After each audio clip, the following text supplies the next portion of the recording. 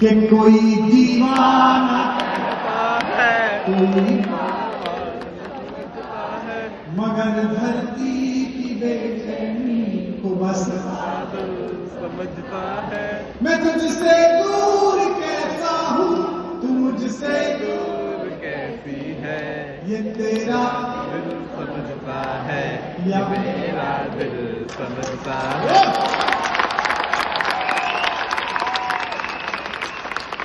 पुकारे आँख में चढ़कर तो खून को खून समझता है। अब गाओ। कई लोग तो धुन के सहारे मुंह चलाते हैं। हमारी छठी क्लास में एक लड़का पढ़ता था, राधेश्याम, और शैतान, बड़ा बदमाश, बाद में विधायक हो गया। मतलब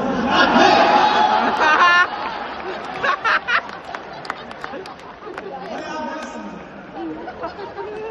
तो क्या करें, हो गया ऐसा। जो छठी क्लास में गुरु जी अंदर आए, मैथमेटिक्स के गुरु जी, उन्होंने कहा कि बेटा बंद कर लो ये लाइट, कोई चिंता मत करो, वो प्रसन्नता में। तो गुरु जी ने कहा पहाड़े कहां तक आते हैं, तो राधेश्याम सबसे पहले कहा गुरु जी के 15 तक आते जी। गुरु जी ने कहा तेरे का सुनाओ, तो बोला तेरे एकम तेरे, तेरे दिन 26, तेरे तेरा हूं, तेरे गुरु जी ने कहा कि हूं क्या? बोले गुरु जी फिगर भूल गया, धुन भूल याद है। तो धुन के सारे मत गाओ, जोर से गाओ कि मोहब्बत एक एहसासों की पावन सी कहानी है, कभी कबीरा दीवाना, कभी मेरा दीवानी है। यहाँ सब लोग कहते हैं मेरी आंखों में आंसू है। अब ये पंक्ति जब समाप्त हो तो इतनी जोर की तालियां हो कि बाहर तक जाए। यहाँ सब लोग कहते हैं मेरी आंखों में आंसू है, जो तू समझे तो होती है, जो ना समझे तो पानी है।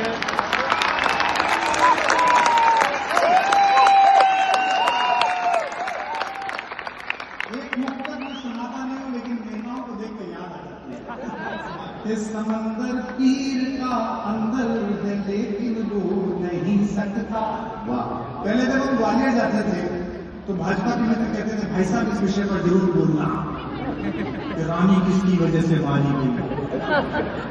आजकल हम जाते थे भाजपा कहते थे भाई साहब वो वाला विषय कि समंदर पीर का, आपकी मजबूरी हो सकती है, हमारी नहीं है। हमको क्या डंगू समझ रहे हैं, किधर भी बजेंगे इधर भी बजेंगे। इस समंदर पीर का, जुनेदा जी आज की रात में आपका इस समंदर पीर का अंदर है लेकिन डूब नहीं सकता। ये आंसू प्यार का मोती है, इसको खो नहीं सकता। ये दो पंक्ति मोहब्बत वाले भी सुन लें और ये सियासत वाले भी सुन लें। हिंदुस्तान की एक बहुत बड़ी शख्सियत ने पड़ोसी मुल्क में लड़का ढूंढ लिया था, मैंने तब ये पंक्तियां लिखी थी, लेकिन उस समय लोगों ने बुरा माना। आज आपकी तालियां बताएंगे कि मैंने सही लिखा था। ये आंसू प्यार का मोती है, इसको खो नहीं सकता। मेरी चाहत को अपना तू बना लेना, मगर सुन ले, अब एक एक व्यक्ति की तारीफ चाहिए। मेरी चाहत को अपना तू बना लेना, मगर सुन ले, जो मेरा हो नहीं पाया वो तेरा हो नहीं सकता।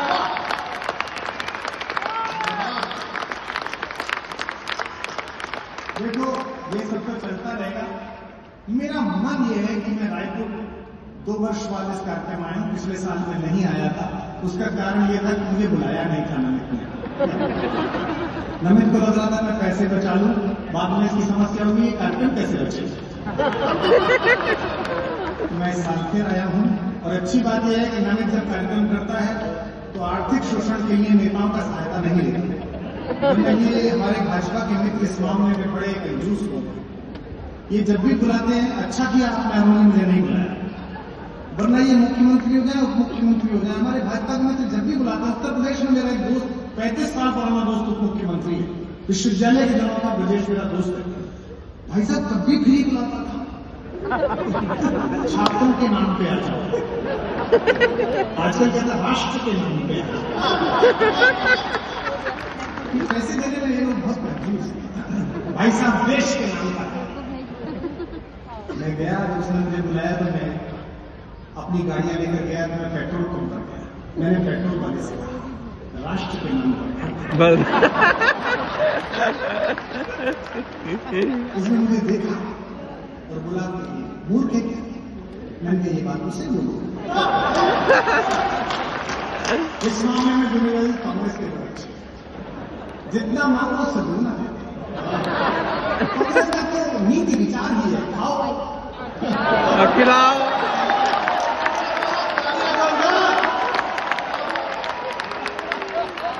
जिम्मेदारी आज की रात में कोई आपको सुना तो पता नहीं चल पाएगा कि किसका। आज हम कह रहे हैं, आप लोग बैठे हैं, सारे नेता सारे लोग। देखो मजे की बात तो यह है कि आप कह लेते हैं कि हम कह लेते हैं। लेकिन मैं शुभकामना दे रहा हूँ मेरे छोटे भाई जो अपने संप्रदाय के श्री महंत भी हैं। और हमारे मैंने आज पूछा गुरु खुशवंत से, मैंने कहा भाई दादा मेरे मंत्री हो गया, मैंने कहा क्या क्या विभाग मिले? तो बोले स्किल डेवलपमेंट। मैंने कहा वो तो डेवलप हो गई, शपथ ले ली। और एक तो और मिले स्कूली शिक्षा, क्या है तकनीकी शिक्षा। मैंने कहा जल्दी शादी करो, उसके बाद महिला एवं बाल कल्याण विभाग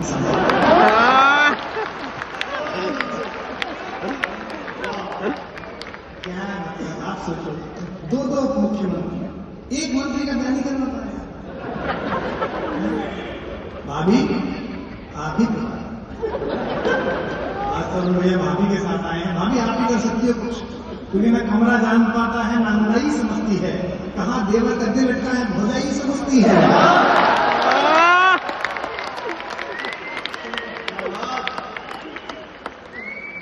शपथ वपथ हो गई, कमाली करना इसमें साथ मैं आऊंगा, चिंता मत कर। और बंद करने का कोर्ट से पाऊंगा, पेमेंट भी नहीं दूंगा। मैं एक देश सुनाता हूँ, बड़ी चर्चा चली कि सरकार इसको बुलाती है, सरकार उसको बुलाती है, राज्योत्सव शुरू हो रहा है ना। हमको तो देखो सरकारें तब बुलाती है जब लगता है कि भीड़ इतनी हो जाएगी उसको बुलाना। कभी बात बुलाती है, ऐसा भी नहीं है नहीं बुलाती है, सरकारें डरती हैं। और जिनको सम्मान सरकार के मिले वो ठीक। अभी पिछले दिनों सरकार से नाराज होकर बहुत सारे लोगों ने पद्मश्रियां लौटाई, तो हमारे पास भी न्यूज 24 वाले आए, बोले वैसे बात भी लौटा होंगे, इनका क्या? बोले पद्मश्री हमको मिली नहीं। और जैसे हमारी हरकतें हैं मिलेगी भी नहीं। देख रहे हो ये प्रशंसा कर रहे हैं, मिलेगी नहीं। ये कमाया हमने 10,000 आदमी कह रहा मिलेगी भी नहीं। कुछ तो समझ याद कर लो, जैसे हमारे हरकतें मिली भी नहीं हमें पता है, लेकिन हमें एक चीज मिली जिसकी हम माँ सरस्वती से, माँ दंतेश्वरी से उस आशीर्वाद के प्रति रोम रोम कृतज्ञ हैं। ये मिला कि एक पंक्ति गाए तो 1 लाख आदमी साथ गाता है। ये मैं 2-3 छोटी छोटी उपलब्धियां गाता हूं। जैसे विनीत ने बताया कि इसकी पंक्ति बीएसएफ ने अपने पोस्ट पर लिख दी, ये बड़ी बात है। बीएसएफ पंक्ति लिखी आप, ये बड़ी बात है। वरना बीएसएफ तो अपनी पोस्ट पर लिखती, जो भी लिखती है सामने वाले की छाती भी लिखती है।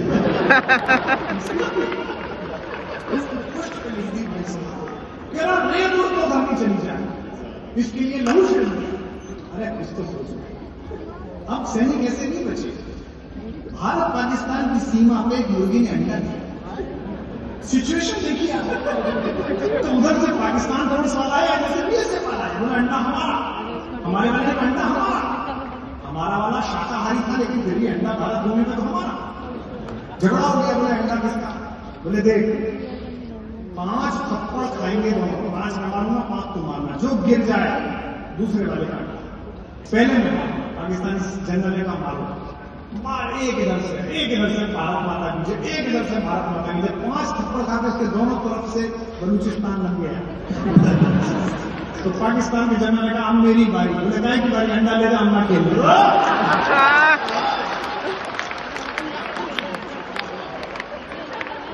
अपन तो वैसे भी पाड़े हैं, शाकाहारी क्या लड़ना छोटी छोटी चीज,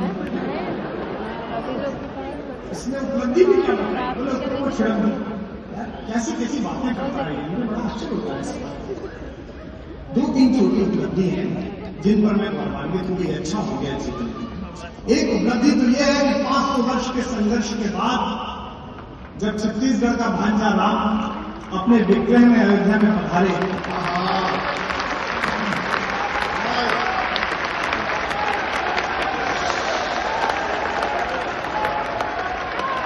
शायद बात पूरी होने पर इससे 3 गुनी तालियां उठेंगी।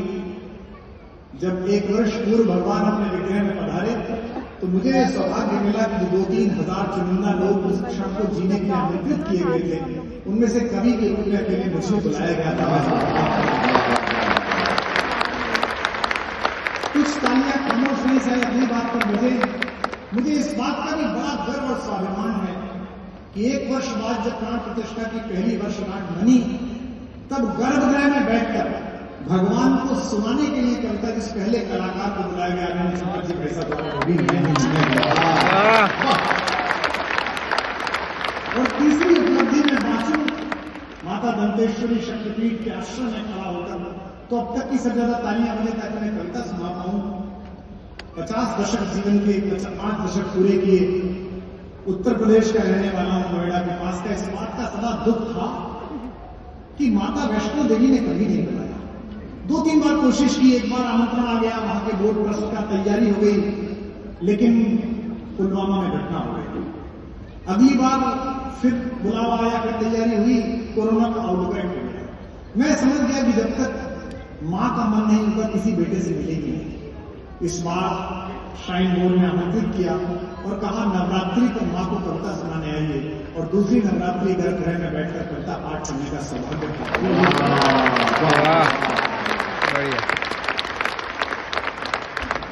जब मैं जा रहा था तो मैंने सोचा कि मैं अगर प्रचलित भजन सुना दूंगा तो मैं किस बात का कवि हूं।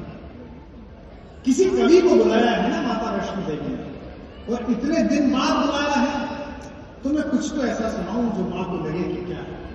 तो मैंने जो मां को सुनाया उसे मैं आपको सुना रहा हूं। मैं चाह रहा हूं इससे उसमें समझ क्या तालियां आपको पहले से मेरे प्रिय भतीजे संदीप अगर को बहुत आशीर्वाद कि उसने शब्द की वो परंपरा जो सुरेंद्र भैया के कारण इस परिवार में थी, उसको जीवित रखने का प्रयास किया है। मेरा प्रिय भतीजा आशुतोष दुबे यहां बैठा है।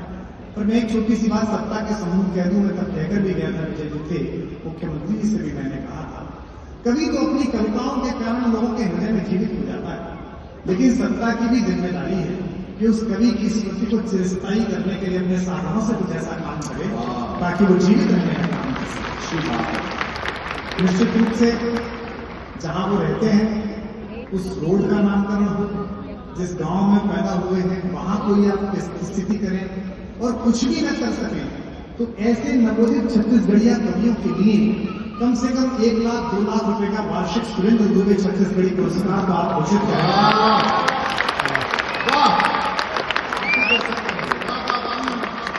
इसमें तो कुछ जाना भी नहीं है, पुलिया का ही जाएगा,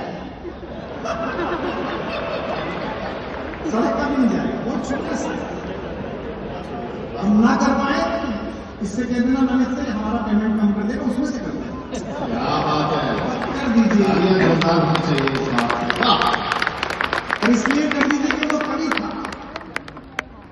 भाजपा वालों आप तो इसलिए कर दीजिए कि क्या हिम्मती कवि था कि मंच पर खड़े होकर उसने कहा कि मैं अंतिम सांस तक भाजपा रहे इसके लिए कविता पढ़ता। ऐसा कहने का साहस चाहिए, हम तो ये नहीं कह सकते, हमें कोई मतलब नहीं, तुम रो मत रो। वो 3 सीट पीछे हमारा बैठा है चले जाना, जिस दिन वो आगे आ जाएगा उस दिन फिर हमको बोलेगा जो बैठा पीछे तब भी हम उसके आदमी है। तो मैं कविता आपको सुनाता हूँ। मैंने वैष्णो देवी जी को क्या सुनाया वो मैं सुना हूँ, निवेदन करता हूँ, प्रयास करता हूँ। कोई हिले ना, ये बाजीगरी, ये डमरू बजाना, ये तालियां बजाना हम कर लेंगे, 36-37 साल हो गए यही करते करते, लेकिन अब कविता पढ़ रहे हैं उस राम के लिए जो आपकी एक बेटी की गोद से विश्व को मिला, कौशल्या की गोद से। राम को 2 माएं मिली, आश्चर्य की बात है, दोनों माएं छत्तीसगढ़ में थी, एक कौशल्या और एक शबरी, दोनों माताएं आपके लिए। पहली पंक्ति पर जाग जाए पूरा रायपुर और महोत्सव हो जाए, जब समापन हो तो लगे कि महोत्सव है। और मंच के कवियों से प्रार्थना है जागृत रहो, वरना मैं सुबह तक सुनाऊंगा। ये ऐसे बैठे थे, इन्होंने मतदान कर दिया। जब शपथ की लिस्ट आती है ना, राज्यपाल जैसे किस किस को फोन पहुंचा, तो जिनके फोन पहुंच गया बोलिए, और जिसका नहीं पहुंचा महोत्सव वो हम हैं। कि भवानी पंक्ति आ रही है पहली, मैंने वैष्णो देवी जी के द्वार पर खड़े हुए कविता पढ़ी थी। पूरा सदन अगली पंक्ति पर साथ गाएगा और तालियों का शोर बरपा हो जाएगा तो गीत सुना पाएंगे। कि भवानी सुन लो राम कहानी, भवानी सुन लो, आइए, भवानी सुन लो राम कहानी। मैं इसे सुनाऊंगा नहीं जब तक सबकी आवाज में आएगी। भवानी सुन लो राम कहानी, भवानी सुन लो राम कहानी। रोज नई लगती है लेकिन है ये परम पुरानी। वहां मिले आपकी, रोज नई लगती है लेकिन सती बनकर सुन नहीं पाई थी आप पूरा, पार्वती बनकर सुनी आपने शंकर जी से। मैं इस प्रतीक को एक पंक्ति में गढ़ दूं तो अब कवि को तालियां देना, अब तक तो आपने सब चीजों को तालियां। रोज नई लगती है लेकिन है ये परम पुरानी, वही कहानी एक जो तुमने, मेरा मन मत तोड़ना हाथ मारकर इस बार, अगली पंक्ति। वही कहानी एक जो तुमने दो जन्मों में मानी, भवानी सुन लो भवानी सुन लो प्रेम कहानी, भवानी सुन लो प्रेम कहानी। क्या कहानी है? कि मात पिता का मान भाइयों के स्नेह की गाथा, मात पिता का मान भाइयों के स्नेह का मानक। थोड़ा सा मुझे याद करने से पड़े पड़िए। मात पिता का मान, क्या ये क्या कहते हैं, त्रेता में ले आएंगे योगी जी। अरे यार सत्य तो आ गया, एक जगह विष्णु, एक जगह मोहन, एक जगह भजन, और तीनों को मोटे में समेट तो योगी। क्या लेगा तू? और उपराष्ट्रपति कि भवानी कि मात पिता का मान भाइयों के स्नेह का मानक। कविता सुना रहा हूं तो कविता की बात है ना। मात पिता का मान भाइयों के स्नेह का मानक, सत्य सनातन परंपरा का युग युग अमर कथा। इसको गाकर धन्य हुई ऋषि वाल्मीकि की बात। एक शब्द आ रहा है जो इस हॉल में कहीं बैठे हैं तुमको दिख नहीं रहे, वो ठीक से दिख जाए तो तालियों में उनको चरण स्पर्श करना। इसको गाकर धन्य हुई ऋषि वाल्मीकि की वाणी, इसकी महिमा इसकी गरिमा, इसकी महिमा इसकी गरिमा बजरंगी ने जानी।